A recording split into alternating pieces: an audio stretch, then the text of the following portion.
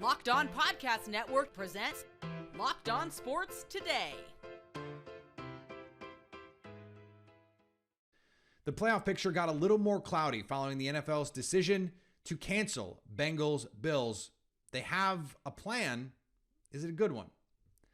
We look at a few important games in the final week of the NFL regular season. And the Lions might be eliminated from playoff contention before they even take the field against the Green Bay Packers on Sunday night. For those thinking the Lions won't show up if that is the case, you haven't been paying attention. I'm Peter Bukowski, starting your day with the can't-miss stories and biggest debates in sports. You're Locked On Sports Today. Searching all major sports. Found. Let's start with the biggest story. As the Damar Hamlin news continues to be positive on the health front, the NFL has made decisions about how they will move the NFL season forward. That Bengals-Bills game will not be played, and we have solutions on what will happen with the postseason format.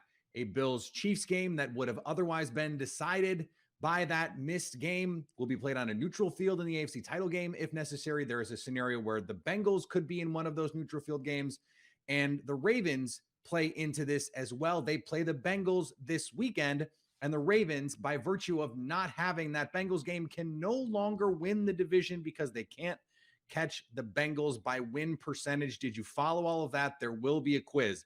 Kevin Ostreicher has been following all of it for Locked On Ravens, and of course, our Monday Locked On NFL host.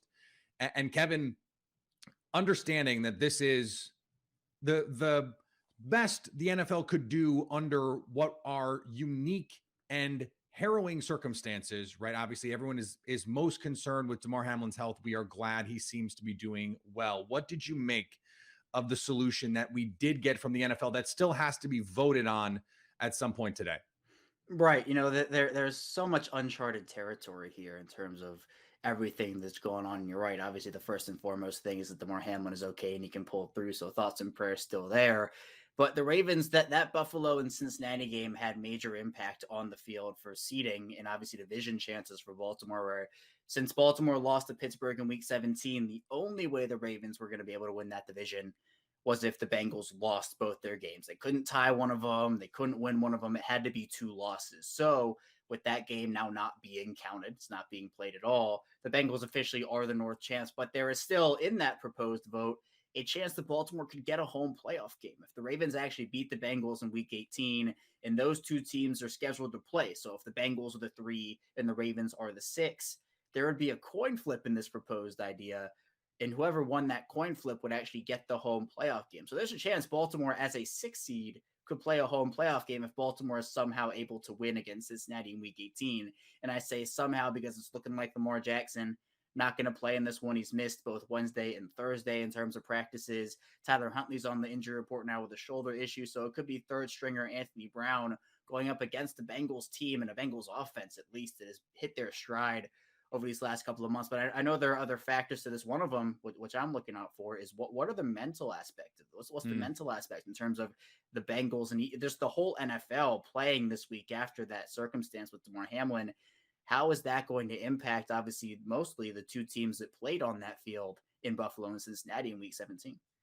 Yeah, and I feel like I know that this was a good solution. Whether or not it was the best solution, I don't know. But I feel like I know it was a good solution because every team that is involved here, including the Ravens, is probably going, I don't know, I don't like this solution for me. And the fact that everyone thinks that, I think, tells you that no team overly benefited from all of this, and they're trying to make the best of what is a very weird situation.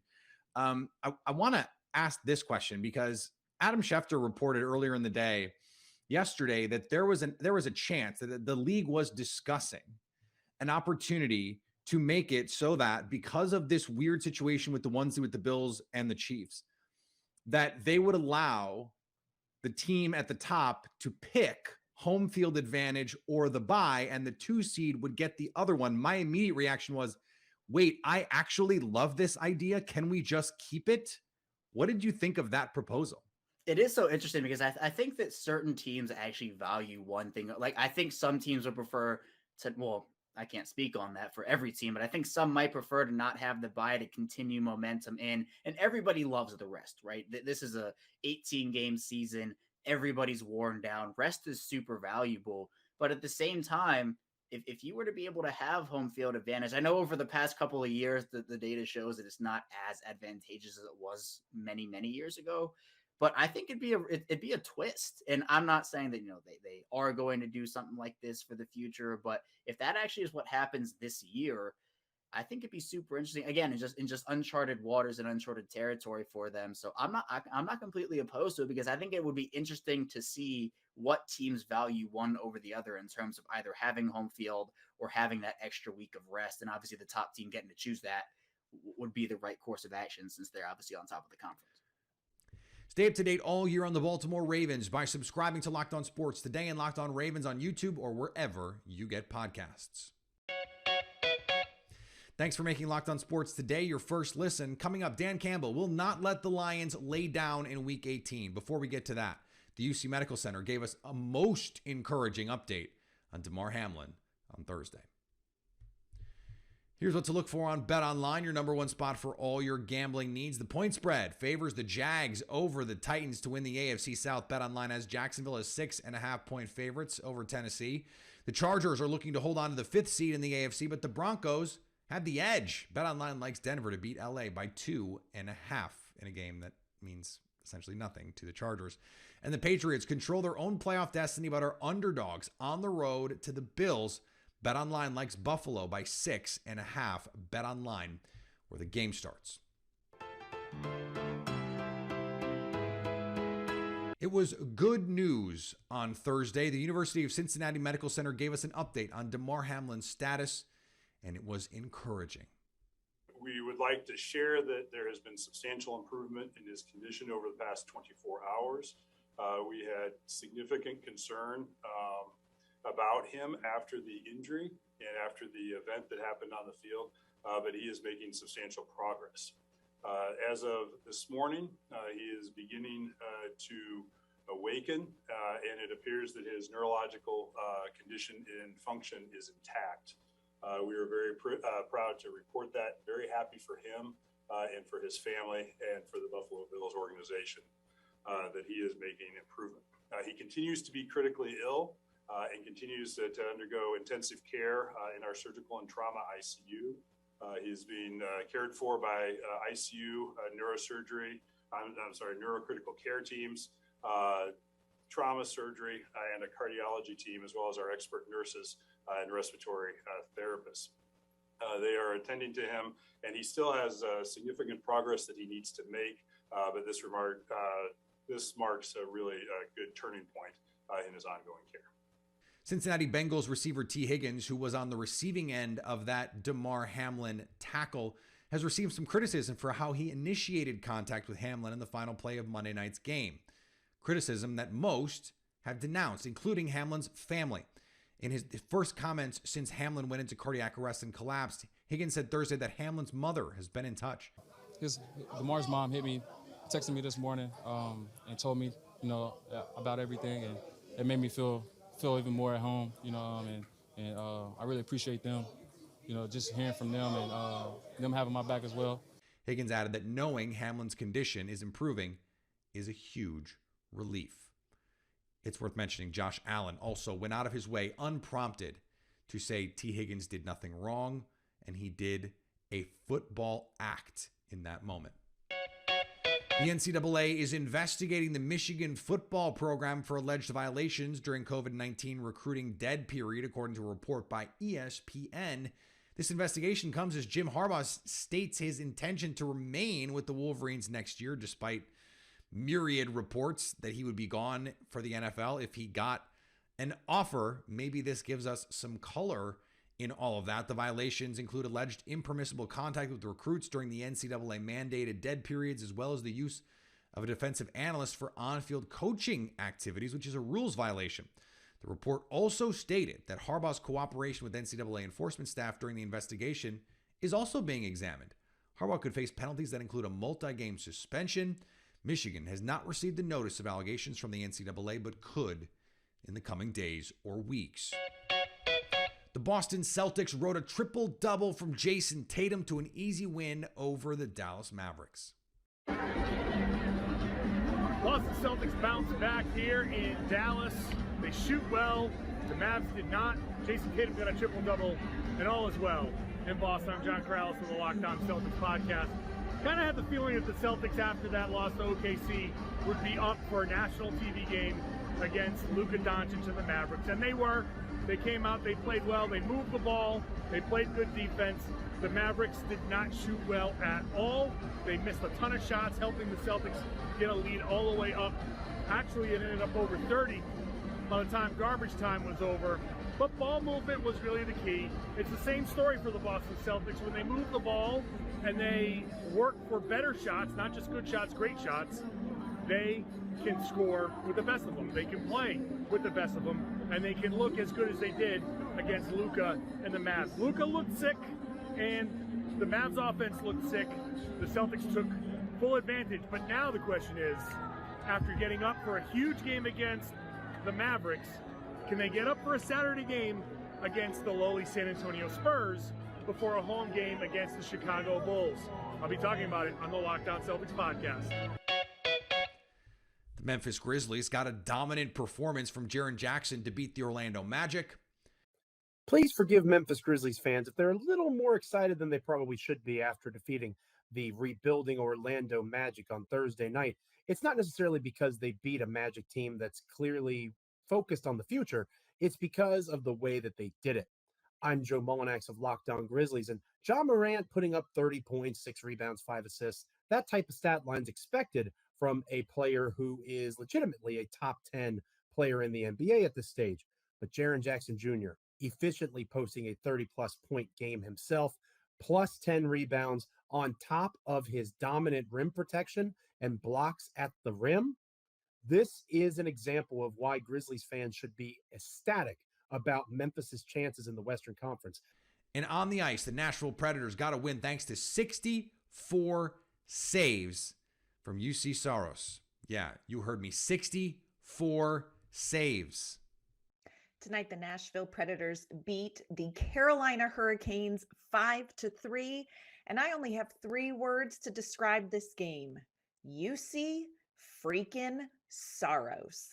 Hi, everyone. I'm Ann Kimmel from Locked On Predators. Tonight was an incredible 60-minute performance from Juuse Sarros, who spent much of this game under fire from the high-powered offense of the Carolina Hurricanes. Sarros made a record-setting 64 saves. He faced 67 shots, but somehow kept Nashville in this game. The Predators got goals from Philip Forsberg, Matthias Ekholm, Cody Glass, and Mark Jankowski. Colton Sissons chipped in an empty net insurance goal to make the final score 5-3. But this night belongs to one man and one man only. That is Finnish netminder Juuse freaking Sarros. The Kansas City Chiefs are looking to lock up home field advantage in the AFC Playoffs. Chris Clark from Locked On Chiefs has their key to win over the Las Vegas Raiders. Kansas City's key to victory this week is very simple. Take care of the ball. I'm Chris Clark, host of Locked On Chiefs. Thank you for listening. We do appreciate that. The biggest key for the Chiefs this week, and really any week that they have been playing over the past couple of weeks, is just taking care of the ball. Do not turn the ball over. Do not throw interceptions. Do not fumble the ball. If they're able to do that, especially this week against the Raiders, who have a fantastic offense, they should be able to win this game, and they should be able to win it handily. The big question, though, going into this week is how is their defense going to play against a very good Raiders offense that showed up against the 49ers last week with Jarrett Stidham as their quarterback? That is definitely going to be something to watch. For more on this game and the Kansas City Chiefs, check out Locked On Chiefs, part of Locked On Podcast Network, your team every day. The Jacksonville Jaguars can win in the AFC South. All they have to do is beat the Tennessee Titans. Locked On Jags, Tony Wiggins knows what they need to do to pull this off. I'm Tony Wiggins, the host of the Locked On Jaguars podcast, and this is the keys to victory for the Jacksonville Jaguars. They just have to give the Titans something to remember. And what that is that it's time for a new king on top of the hill in the AFC South. The Jaguars have the better quarterback. They have a Super Bowl winning coach. They have a team that's played better in the last 6 weeks. They won 5 out of 6, where the Titans have lost 6 straight. They just have to go out and be the better team. You can't just be the better team on paper. You can't be the better team in people's imagination. You have to out-block, out-tackle, and protect the football against your opponent. If they do that, the Jaguars will be kings of the AFC South. This is Tony Wiggins with Locked On Jaguars, and make sure you tune in to Locked On Jaguars wherever you get your podcast. It's your team every day, and we thank you for your first listen. And the Green Bay Packers. Oh, wait, that's right. That's me. I'm the host of Locked On Packers, and the Green Bay Packers have to score in the red zone. That was the problem in the first game. 4 red zone trips, 0 conversions. They were 0 for 4 with 3 turnovers, 3 interceptions by Aaron Rodgers, plus a turnover on downs when they were unable to turn any of those into field goals. They win that game. But that's not what happened. So in this game, you have to do it. You have to score and score touchdowns in the red zone. The only way this Lions team can get stops is if you turn the ball over. That's it. Don't turn the ball over. And if you have to settle for field goals, do it. But score something, anything. They couldn't do it the first time. If they do it this time, they will win. Coming up, it won't be easy for the Packers because Dan Campbell will not go down without a fight. The Detroit Lions have had a pretty good year by any measure. But if the Seahawks win before they even take the field at Lambeau Field on Sunday night, it is a season that will not end with a playoff run. That will not stop them from giving their best effort on Sunday, as NBC's Mike Tirico tells Locked On Lions host Matt Derry. Guys, 2 things. 1, do you think for 1/2 of 1 second a Dan Campbell team would lay down and not play to win? Right. They're playing Sunday no matter what. Like where have you been the last 2 years since he's been a head coach? Did you not watch Hard Knocks? Do you not laugh at his sound bites and all that stuff? Do you think that team's going to go in and lay down? And it's not their fault for part B. They don't know this part of it.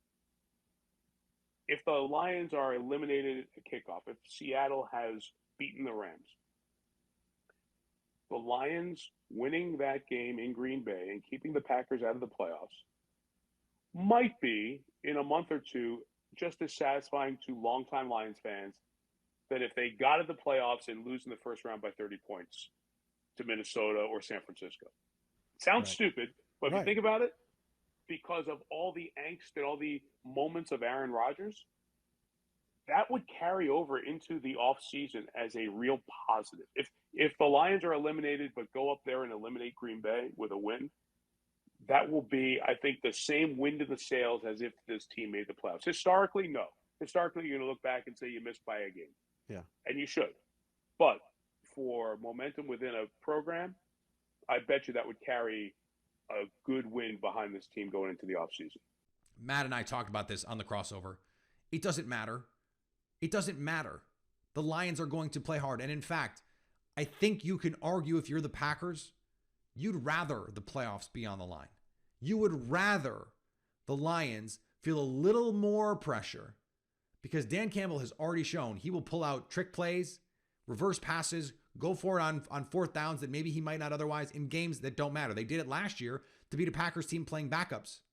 They wanted to win that game. They're going to want to win this game at all costs. And maybe if it means more, if the pressure's a little bit more on, it will cause them to be a little bit more cautious because they're worried that if those plays don't work, you face a little bit higher scrutiny and things can go more catastrophically wrong. You go for it on 4th and 1 in your own territory in a game that doesn't mean anything. You're being aggressive in a game that could be the reason you get into the playoffs. All of a sudden, maybe you're being reckless. I think if you're the Packers, you want this game to mean something for the Lions. And finally, Augusta National Golf Club announced this week that any golfer who qualified for the Masters tournament based on its previous criteria will be invited to play in 2023. That includes 16 players who are currently competing in the Live Golf League. Augusta National Golf Club Chairman Fred Ridley said in a statement, regrettably, recent actions have divided men's professional golf by diminishing the virtues of the game and the meaningful legacies of those who built it. We have reached a seminal point in the history of our sport. At Augusta National, we have faith that golf, which has overcome many challenges through the years, will endure again. Here's hoping.